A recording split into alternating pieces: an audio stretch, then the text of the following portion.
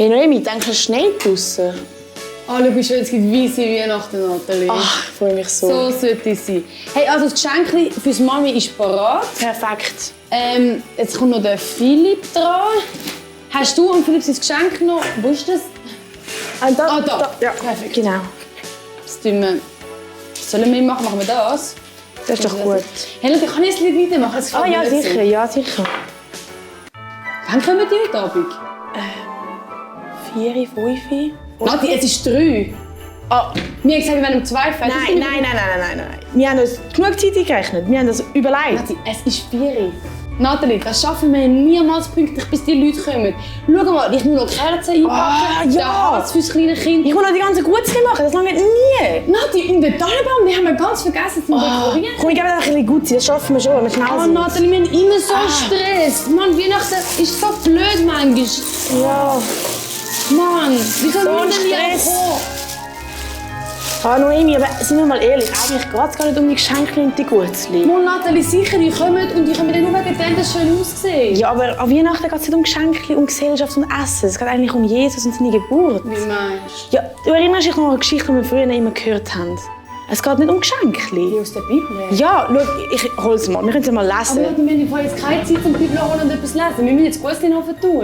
Schau, ein Gutzli mehr oder weniger, das kommt nicht drauf. Aber das lesen wir schon, das ist wichtig. Aber ich tue weiter einpacken. Das ist doch gut.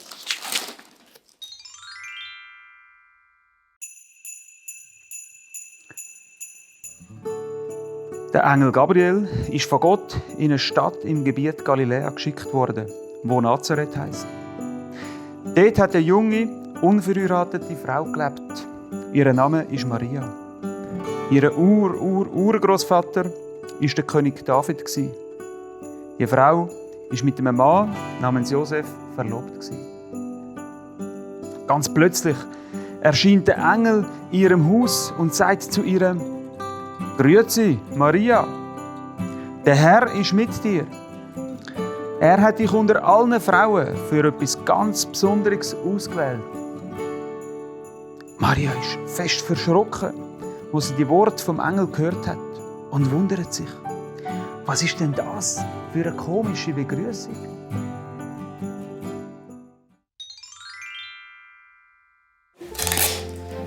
Wow, Noemi, also wenn ich Maria gewesen wäre, ich wäre also genauso fest verschrocken wie sie und plötzlich so ein Engel hinter dir steht. Stell dir vor. Hey Nathalie, das letzte Geschenk ist eingepackt. Jetzt will ich unbedingt auch schauen, wo du das liest. Schau Wo da. sind wir denn gerade? Aber der Engel sagt zu ihr: Hab keine Angst, Maria. Gott hat etwas ganz Besonderes und Wunderbares für dich geplant. Es ist nämlich so: Du wirst schwanger werden und einen Sohn auf die Welt bringen. Ihm sollst du den Namen Jesus geben. Er wird mächtig sein und man wird ihn Sohn vom Höchsten nennen. Gott, der Herr, wird ihm das Reich von seinem Urgroßvater, dem König David, geben. Und er wird für immer über Israel regieren und seine Herrschaft wird nie aufhören.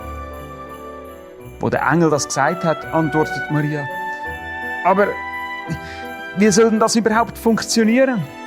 Ich bin noch gar nicht verheiratet und ich lebe mit keinem Mann zusammen. Da antwortet der Engel ihr und sagt: Der Heilige Geist wird über dich kommen und die Kraft vom Höchsten wird sich an dir zeigen. Darum wird das Kind, das von dir geboren wird, auch heilig sein. Und man wird ihm Sohn Gottes sagen.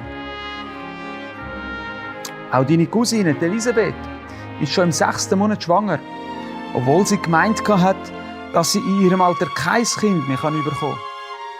Das ist ein Zeichen, dass bei Gott nichts unmöglich ist.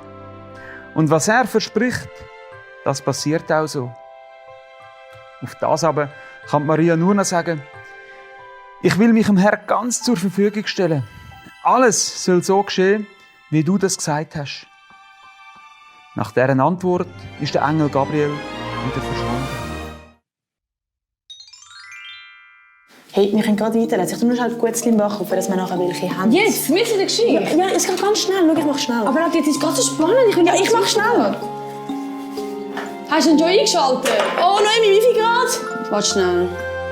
180 Grad Ober- und Unterhitze. Ober- und Unterhitze. Schnell, Okay. komm jetzt, Ja, warte, wir Vati. noch vorheizen. Okay, gut. Komm her. Okay. Also. Los. Komm her.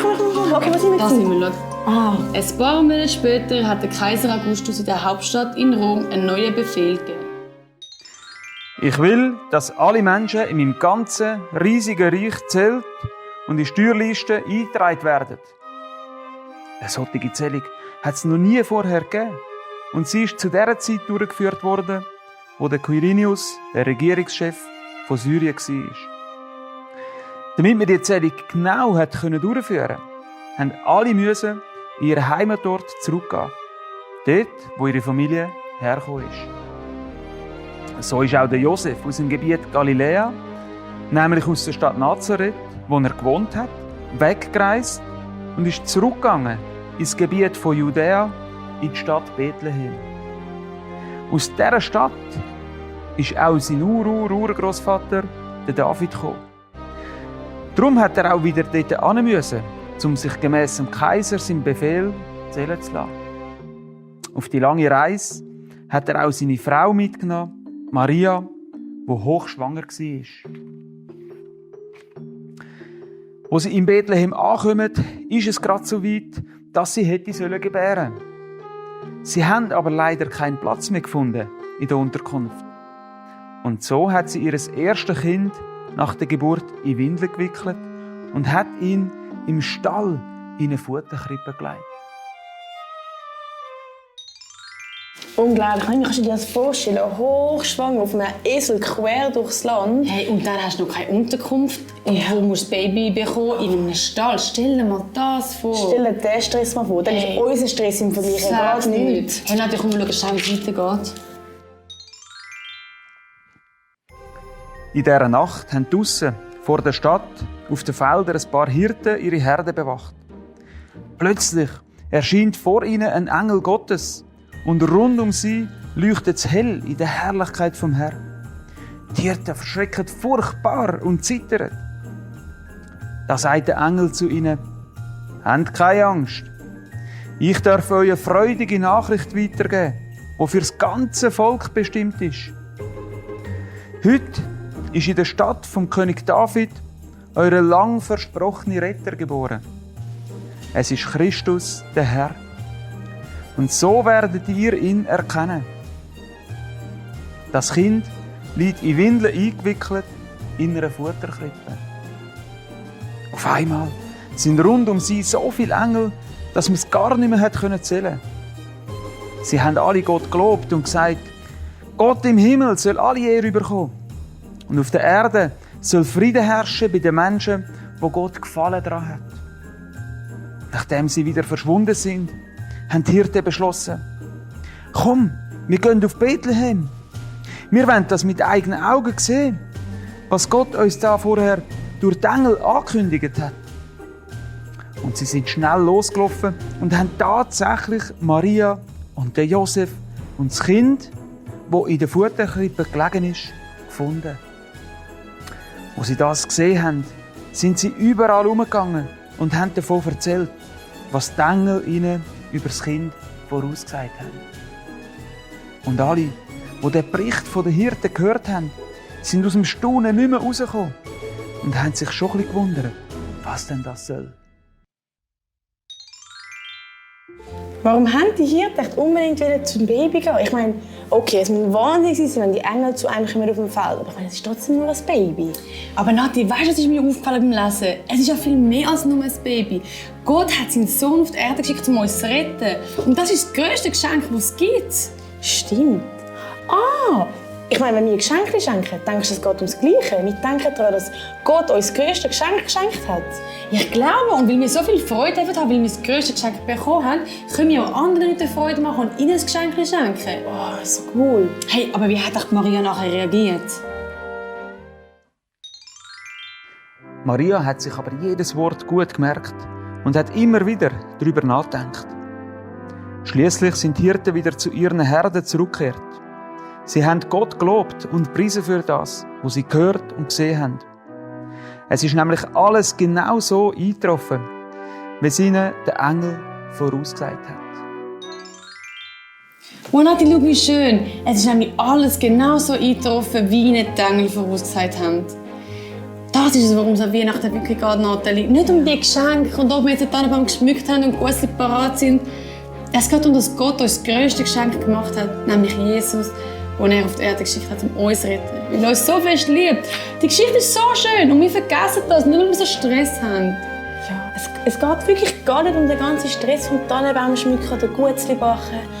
Ja, Kinder sind ja im Moment auch schon im Stress gewesen. Oder ich weiss nicht, wir haben nicht so einen Stress beim Helfen backen oder so, aber ich freue mich vielleicht so fest auf Geschenke. Aber eigentlich geht es ja wirklich nicht um das, das haben wir heute auch in der Geschichte noch mal hören, sondern es geht darum, was für eine unglaubliche Liebe Gott uns gegeben hat im Geschenk von Jesus, wo er für uns auf die Welt gekommen ist. Mega.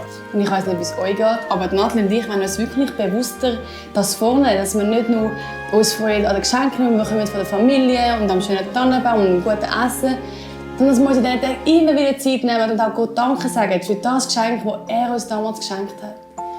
Und darum nimm doch auch du das mit in die Zeit, auch wenn du das feiern mit deiner Familie, vielleicht auch mit deinen Freunden. Geniesse es mega und vergiss nicht, was das allergrößte Geschenk von Weihnachten ist, nämlich dass Jesus als Baby zu uns gekommen ist. Ja, wir wollen jetzt in Ligo Weihnachten feiern und ihr daheim bestimmt auch. Darum wünschen wir euch mega schöne Weihnachten und denkt immer daran, um was es wirklich geht. Hey, und wir sind auch nächsten Sonntag wieder da. Wir sind wieder zurück mit einer neuen Folge. Wir freuen uns, feiern schön und bis dann. Tschüss!